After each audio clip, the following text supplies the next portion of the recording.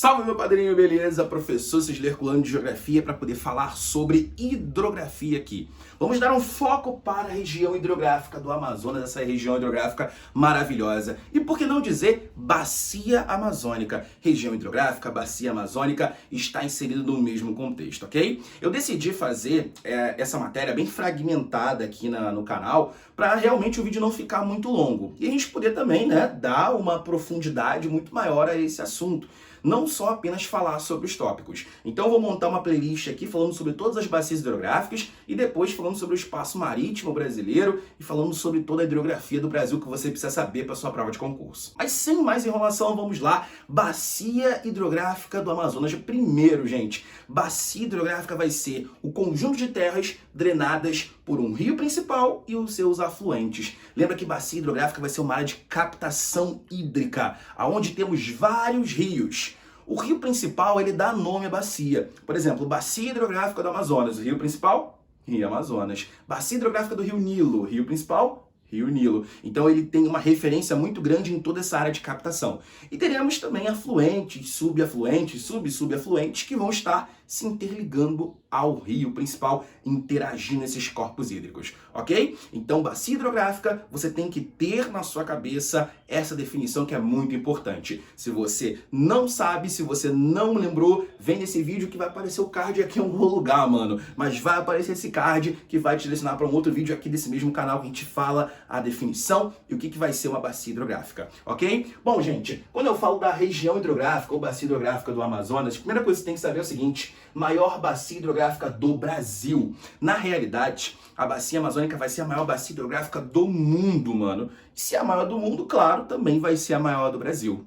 Perceba o seguinte, a bacia amazônica ela vai estar predominantemente na região norte do país. E ela vai ter muitos rios além do principal, muitos afluentes, subafluentes, subafluentes, que é impossível você conseguir memorizar todos, mano. Quer ver só para tu ter noção do que é isso? Olha só a fotinha sobre a bacia hidrográfica do Amazonas. Olha quanto rio, mano. Olha que ela está predominantemente localizada na região norte do país. E olha a quantidade de afluentes que tem ali do rio Amazonas que vão se interligar ao rio Amazonas de alguma forma. Perceba também nessa imagem que a bacia amazônica ela não está só no Brasil.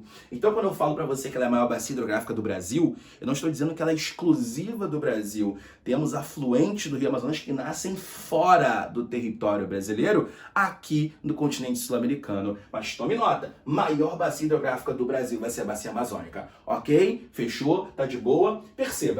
Rio principal, Rio Amazonas, show de bola, ele dá nome à bacia hidrográfica, mas esse rio Amazonas precisa ser estudado. Primeira questão, ele tem um grande potencial navegável. Se você não viu a primeira aula, a gente falou na primeira aula que o potencial navegável natural justifica-se por ser um rio de planície. Logo, você já pode botar na sua cabeça que o rio Amazonas é um rio de planície. Ele vai, de fato, ter um grande potencial navegável. Inclusive, muitas das populações que vivem na região norte do Brasil usam o rio Amazonas como fonte, claro, de transporte, na hidrovia do Amazonas. Tanto transporte de pessoas, transporte de cargas também, vai ser muito importante para a região norte. E o rio Amazonas vai ser o maior rio do Brasil em extensão. Não só do Brasil, mas o rio Amazonas vai ser o maior rio em extensão do mundo, mano.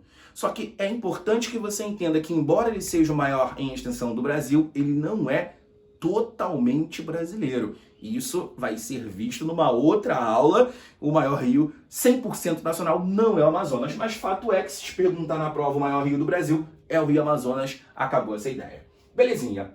Principais afluentes do rio Amazonas. Temos aqui o Rio Negro e o Rio Solimões. Perceba, gente. Não é possível, você memorizar todo. Vou mudar aqui, né? Não é que não seja possível, mas é muito complicado você memorizar todos os rios da bacia amazônica. Mas alguns você precisa dar uma atenção especial. E dois deles são os afluentes Rio Negro e Rio Solimões. Esses dois afluentes são importantes porque são eles que formam o Rio Amazonas. O Rio Negro e o Rio Solimões se encontram na cidade de Manaus, no estado do Amazonas. Quando se encontram, eles formam aquele que nós chamamos de Rio Amazonas. Então, tanto o Rio Negro quanto o Rio Solimões vão ser afluentes importantíssimos para a formação do Rio Amazonas. Você provavelmente já viu essa foto do Rio Negro e Solimões, né? Não, essa daí não, bota outra aí. Essa foto daí de agora, né? Onde temos colorações diferentes, né? Parece que essas águas não se misturam, mas na realidade se misturam, tá? Exatamente esse encontro do Rio Negro com o Rio Solimões. Ok, beleza. Segue aqui comigo, ó. Maior potencial hidrelétrico disponível do país. Opa, você já tem que ficar com aquela pulga atrás da orelha. Professor, como é que é o maior potencial hidrelétrico do país se o Rio Amazonas é de planície? Mano, eu tô falando aqui da Bacia Amazônica. A Bacia Amazônica não é só o Rio Amazonas, são todas as suas gamas de afluentes. E é exatamente nos afluentes do Rio Amazonas que temos um potencial para geração de energia elétrica. Isso porque são afluentes que vêm de áreas planálticas, áreas que vão permitir que o rio tenha quedas, sejam encachoeirados. Olha o bizuzão aqui, cara. São os afluentes da margem direita do Rio Amazonas. Esses são aqueles que transmitem um grande potencial hidrelétrico nessa bacia. Olha os rios, Xingu, Madeira e Tapajós. Os 3 rios que temos ali um grande potencial que já está sendo aproveitado na bacia amazônica. Uma usina muito importante, né, que vocês devem ter ouvido falar, de Belo Monte, está na bacia amazônica, exatamente aqui, ó, nas margens do rio Xingu, no estado do Pará. Então temos que observar que o potencial hidrelétrico não é no Rio Amazonas, pois o mesmo é de planície. O potencial hidrelétrico se justifica pelos afluentes da margem direita. Ok? Tá suave? Agora, importante você saber, é um potencial hidrelétrico não aproveitado.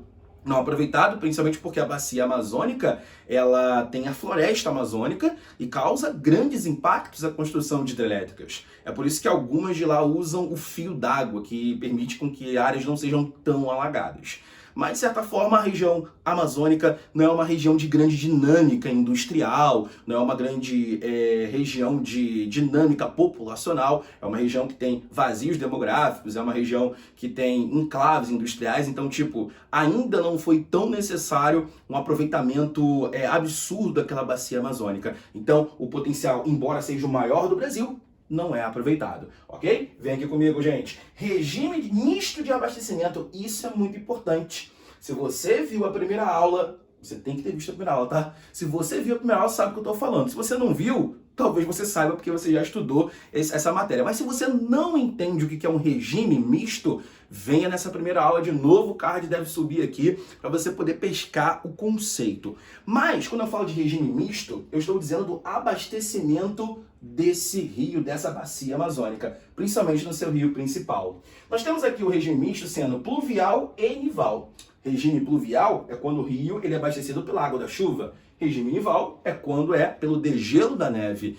Temos aqui na bacia amazônica a única bacia do Brasil de regime misto de abastecimento.